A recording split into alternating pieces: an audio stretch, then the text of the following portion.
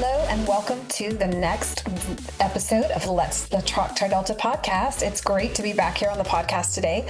I'm Mindy Tucker, I'm TriDelta's CEO, and each year TriDelta recognizes a few extraordinary women who exemplify TriDelta's values, who are paving the way for the next generation of women.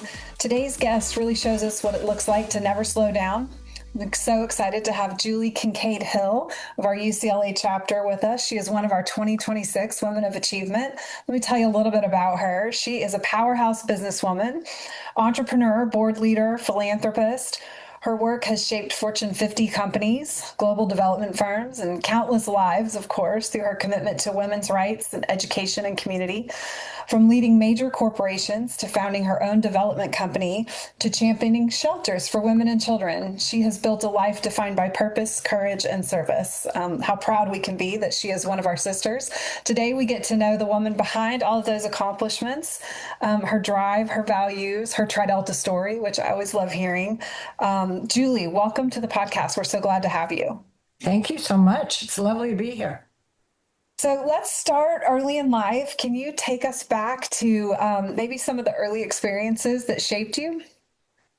Well, when I think about that relative to TriDelta, and I think about relative to going to college, my story is a little different because my mother literally died 9 days before I was going to UCLA, and she had been ill for some time.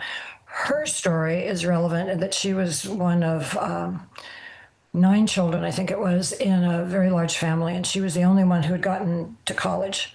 Everyone else had to stay home and work to support the family. They were Swedish immigrants, literally had come over from Sweden just before she was born.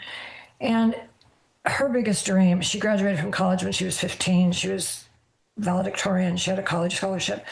She went to Mills College, and she was just there for 1 year, and then her father became ill. And she had to go home. She was the only one of the children who was not working and bringing money home. So she was the one selected to come home and take care of her dad. And that was the end of her college career. She could have done anything. So what she really wanted for me was to get to college. And so my life was pretty much shaped for that. And even though she died 9 days before I left from cancer that she'd had for some time, she knew I was going. But when I got to UCLA, I was a pretty vulnerable person at that point, still trying to metabolize this. And I'd gone to high school in Covina, which is a suburb, and I thought those girls were so sophisticated. And then I got to UCLA and realized these girls had been to Europe already. I mean, it was stunning. Yeah. So I was a little bit it took me a while to come out of it. I didn't rush. My family was not organized to think about a sorority or anything, so I didn't rush. But I lived next door in the dorm to a wonderful woman somewhere out there named Claire Carlson, and she had pledged TriDelta. And she said to me, why don't you do Spring Rush? And I said, gosh, I don't know if I could. And she was terrific, just gives me a lump in my throat to think about it. Anyway, I did rush. I did pledge TriDelta, and it changed everything for me. I didn't realize I was going to get. Oh, I love that though. It means so much to you. As Barbara Streisand would say, verklempt. Right. It was wonderful. It was like going home again. It was a beautiful house. I lived in the pledge porch with 9 sisters. I realized I wasn't the only person who was intimidated by being at UCLA. And it made the world of difference for me. It's interesting. So many of the stories I hear from women, they talk about that one person who sort of saw something in them or encouraged them to do something that changed their trajectory. And you've just told us one of those stories, that Claire seeing you and saying, hey, I think you belong here and I'd love to bring you in. And Bless her heart. yeah, and you doing that and it changing so much. Well, I love hearing that story. From there, from UCLA, you have done a lot. There was a lot for me to run through in your bio when I kicked this off. How did your career begin? What did it look like at the beginning? Well, it was interesting because at the time when I was leaving for UCLA, I think there were 500 kids in my senior class, and college counselors at that point were, not something that was affordable. So I went into my guidance counselor at my high school, and I said, I know that I want to be in business, so I could use a little bit of advice for what should I study, what should I take. And basically, what he said, you have to keep in mind, I'm old, and this was in the '60s. And what he said to me was, no, no, no. Pretty little, direct quote, pretty little girls who go into business become bitches on wheels. And he just shut that Wow. down completely. So I thought about, what was I good at in high school? And I was, my favorite class was English, so I became an English major. And it wasn't until I went back, and in my senior year, I'd figured things out, and I started taking business classes at UCLA in the business school. But that piece of advice really kind of derailed me. Hmm. It took a while, and then even then, when I got out, I worked for an ad agency and realized that I really had to have deeper skills. So I went back and got an MBA. But nothing against English majors, and I think that probably was enriching, and that was a more balancing thing. But we just didn't get good advice at that time, and it probably set me back a bit. And it also didn't do much for my confidence. Yeah, well, of course not. To be told that in that way is demeaning. It makes you feel small and it shrinks your dreams. And But so, I do have to tell you a funny story. So I live in Newport Beach, and there are a lot of venture capitalists and people who work here. And there was somebody that I knew through the UCI Board of Trustees, and we had lunch one day, and we were talking about this. And he has certainly been very successful in his career. And I said, "Where'd you go to high school?" And he said, "I went to Covina High." And I said, "Oh, really?" And he's younger than I. And he said, "Boy, do you remember that guidance counselor?" And I said, you have the same guidance counselor I did?" He said, "Yeah, he told me that I could be a chauffeur because I liked cars, and that was my highest and best use, that I could be a chauffeur." oh my gosh. It's almost criminal. Anyway, so Wow. I think of overcoming adversity. It's grist for the mill. It's when you do find your direction, it's clearer and it's better. But that, if you want to talk about early days, those were my Yeah. business. But they do shape you. I think that's, you learn from that and they shape you. Um, Bring me along to becoming the CEO of the U.S. division of Costain. Is it Costain or Costain? I don't know how to say that It's correctly. costing. So that's a lot of years. That's skipping a lot of years. It took me a while to get there. This whole thing about saying yes at the door if you're asked if you could do something. I think I was mentioning that was some of the best advice I ever got. It was a woman that I studied with later on who said, "Do you know why you're successful?" And I said, "Well, I've worked my butt off." And she said, "No, you've always said yes at the door." The synchronicities that come up, the things that are laid in your lap. Sometimes women edit themselves and we don't say yes. Apparently, I have always said yes. Part of it was a challenge. Part of it was, you can't tell me I can't. Right. So that led to a number of different jobs. And at one point, I was recruited I was working in LA, and I'm working for a large development company and working on the Irvine Ranch, which is a multi-master plan community where a lot of research has been done about home building.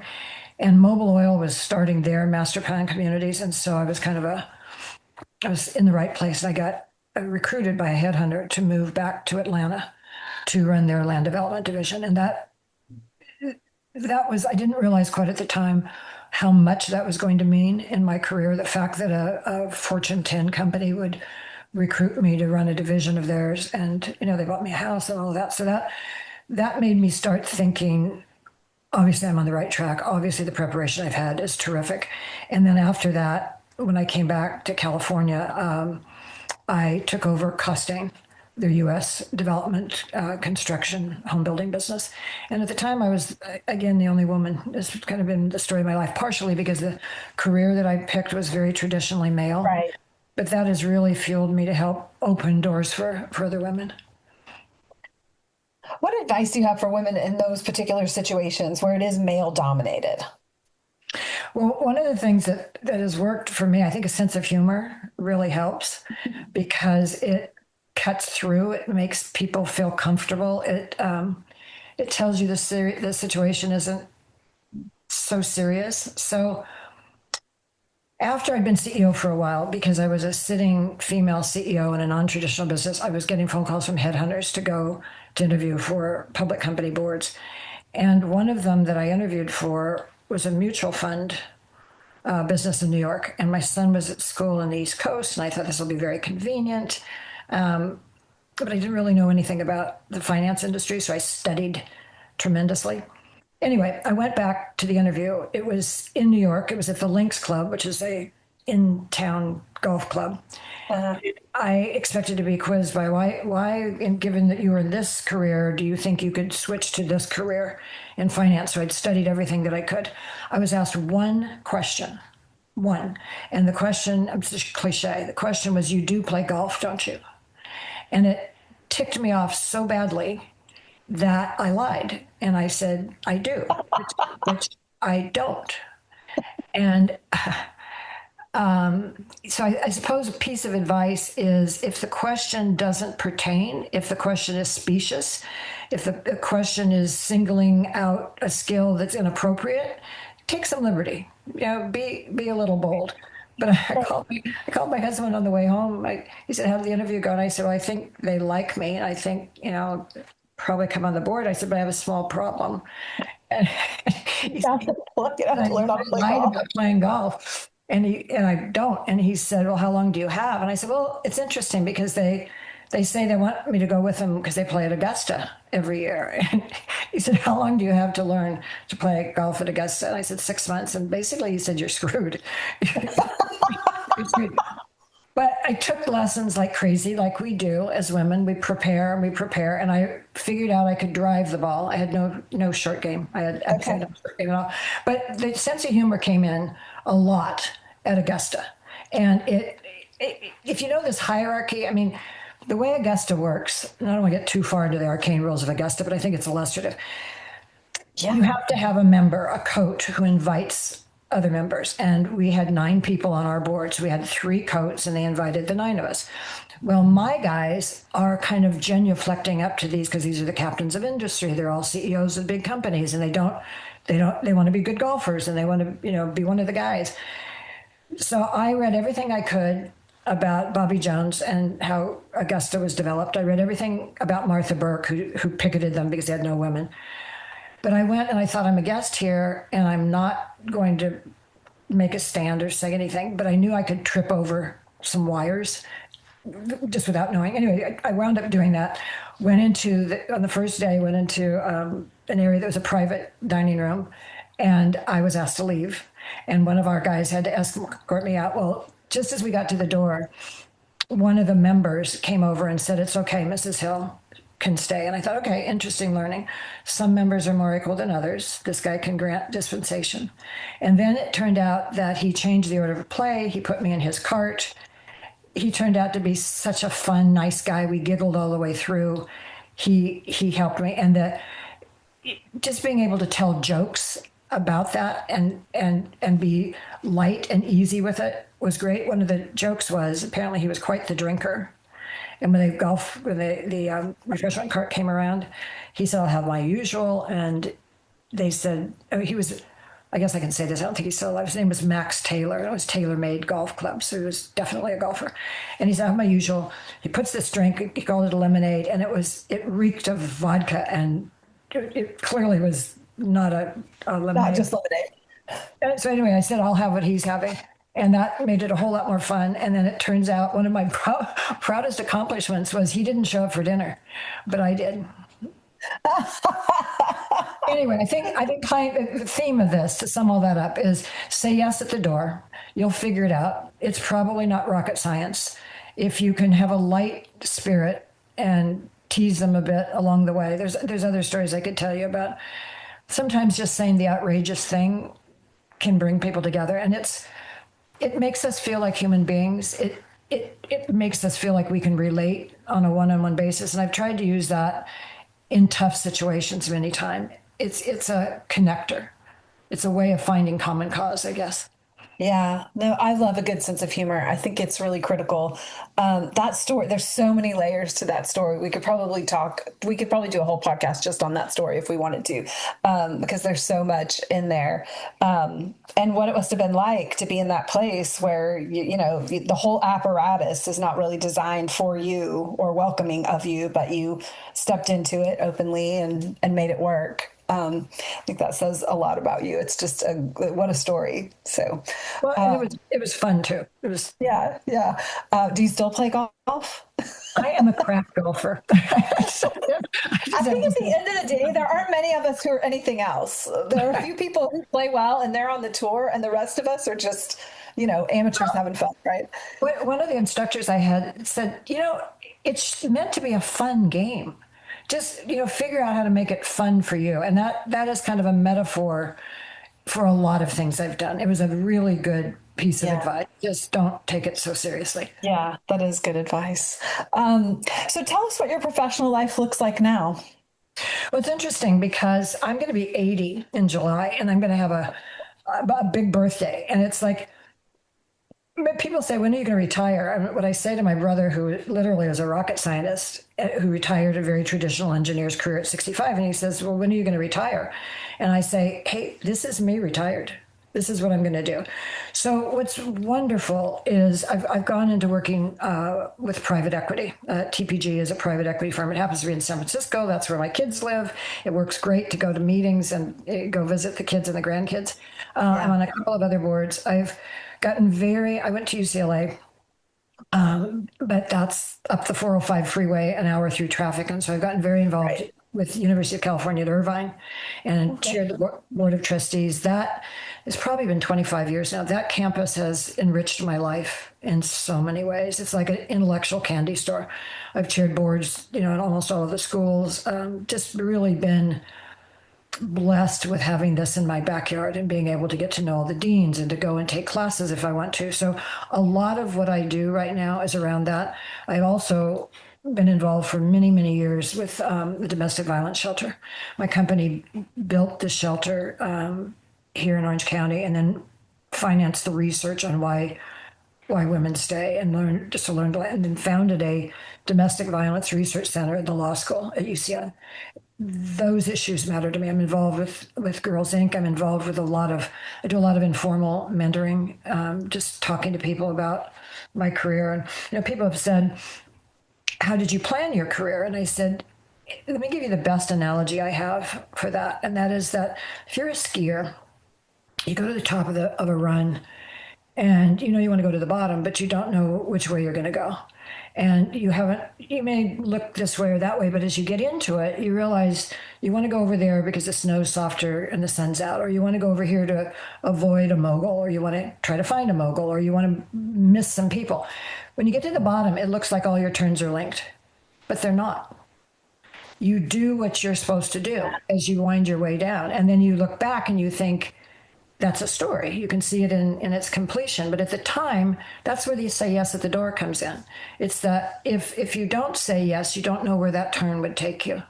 And if Yeah. so I put it's an adventure. You're moving fast. You have a You wonderful. don't know from the top what it's going to look like. You You don't have have that all no figured idea. out. You have no idea. It's at the bottom when it starts to make some sense. And I want to mention something that's really been big in my life, and that was when I started to understand Jung's concept of synchronicity. And that is, it happens to everybody. And that's when coincidences that are beyond statistical probability happen to you. And they can happen in little ways, like you think about somebody, the phone rings and it's them, or it can happen in big ways where an opportunity opened up and simply by saying, yeah, I'll step through that door, the coincidences started to accumulate in a good way. And I can get way off into the spirituality of that or whatever, but it's a philosophy that says we don't know everything while we're here. And why don't we just go out and try stuff? And if the stuff works out, great. If it doesn't, we will have learned something. Oh my gosh, there's so much I want to still unpack. How did the work in the nonprofit space around domestic violence, how did that come about? Where do you think your inspiration for that came from? Boy, I'm getting chills because there's a synchronicity right there, what you asked. Wow. I didn't have that in my life. That was not, I didn't have any relationship issues with that. My mother didn't experience that. It wasn't until after I'd gotten involved, gone on that board. Part of it is just the sense that it's domestic tyranny and it's a violation of human rights. And to abort a woman's capacity to grow and change just struck me as just a fundamental Somebody asked me one time what the definition of a lie was, and it's Scott Peck's definition of lie is absence of truth. Well, doing this to a woman is absence of truth. And it's, some people think it's a definition of evil. So it just fundamentally got to me. And then I volunteered to build a shelter and then raised money and then, raised money for research. It wasn't until I was at my grandmother's funeral and someone said that my grandmother had been abused. Wow. Because nobody talked about it. Nobody knew. But there was something in this, the fellowship of womanhood, the sense of just knowing that wasn't right. That got me into it. Yeah. I can tell you have a heart for it. And sometimes you don't know about those connections until you find out later something that's been really powerful for you actually has some deeper connection in your life or in your family. What's interesting is the FBI statistics will tell you that 1 in 3 or 1 in 4 women have had some involvement in it. So when I've given speeches, and I've been asked, many times to give speeches, I always mention this. And I always say, in this room, we know, we don't talk about it, but there are both abusers and abused. And if you are one or the other, I want to tell you about this agency is called Human Options, and then just go on because we don't talk about it and it's hidden. Yeah. I'm going to shift gears a little bit here. When you found out that you were going to be a 2026 Woman of Achievement for Tri Delta, what did that mean to you? First of all, it was a huge surprise. It was a huge honor. One of the women who's been the most important, and I hope her name is Linda Healy, and I hope she'll watch this, has been a dear friend of mine. Was a roommate my senior year in the sorority. I lived in, after freshman year, I lived in for the 3 years. She was a roommate. She's remained a good friend. We talk still all the time. I went back to the Tri Delta house at UCI and got my circle pin at 50 years. It's very interesting to me when I'm asked to make a recommendation, how many of my friends want their daughters to think about Tri Delta. The hardest part, as you know, is that the Theta Pi house at UCLA left. It's going to come back. I know it's going to come back. It is. We're working so hard. It is. I know. And anything I can do to help with that, I'm more than happy to. But there has always been a network. There's a very strong alum group here. Most of them could be my daughters. And so I don't go and socialize, but I'm here and available if they need me. It's just the fundamental basis of women's friendships has been one of the most important things to me in my life. It is very, very special. Yeah, we certainly do that well in Tri Delta, I think. Yes, absolutely. Well, let me tell you one thing. I have I don't know if you can see this here, but I have a crescent moon. Okay. On my little chain. And I have a 6-year-old granddaughter, and crescent moons are something that she and I have shared. And the other night, we had big storms here. The other night when it cleared, there was a crescent moon. I should send this to you, on a great big moon with a star right next to it. Oh, right next to it. I took a picture and I sent it to her and I said, tell your mom and dad to tell you all about Tri Delta and how this relates to mommy or grandma's sorority. Oh. So it was very real. Well, you are certainly a star in our crescent. You are so sweet. Thank you. I mean, we are just thrilled to recognize you and get to hear your story and celebrate you this year. So thanks for the time today. Thanks for sharing a little bit about your Tri Delta journey and your career journey and your heart. And we're just thrilled to recognize you as one of our Women of Achievement. Thank you so much, Mindy. And it's so nice to know you. And it's so nice to be reconnected in this way. It's lovely. Well, we're thrilled to have you. I hope everybody else out there enjoyed this interview. Some great stories from Julie. I hope you will join us this summer at our convention. We're going to be celebrating our Women of Achievement at convention this summer. So if you haven't signed up to come yet, go to tridelta.org. We hope you'll like, subscribe, and rate this podcast. We have 3 stars in our crescent, but we love those 5-star ratings. Thanks for joining us today. And until next time, Delta Love.